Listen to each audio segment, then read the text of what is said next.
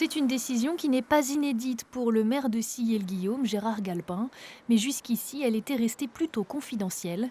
Il l'a mise en place après son arrivée au poste de premier édile lors de son précédent mandat, afin de contrer la délinquance qui reste marginale dans cette commune de plus de 2300 personnes. Il supprime provisoirement les aides du CCAS pour les auteurs d'incivilités. C'est pas tout à fait nouveau. Je l'ai déjà fait en 2015, je le fais quasiment tous les ans sur quelques personnes.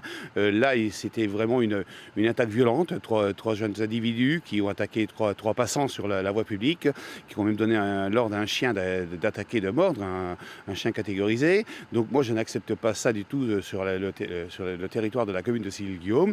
Donc j'ai convoqué, bien entendu, les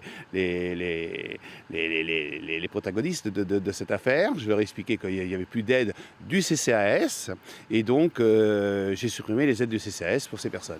Mais le maire relativise, cette mesure reste rare, elle concernerait 3 à 4 Silléens par an. Une décision que comprend Emmanuel Franco, le président de l'association des maires de Sarthe, a réagi, mais il ne souhaite pas que cela se démocratise à outrance. Il faut temporiser, mais la mesure que j'ai prise, il n'y a pas à temporiser. Je veux dire par là, j'assume complètement.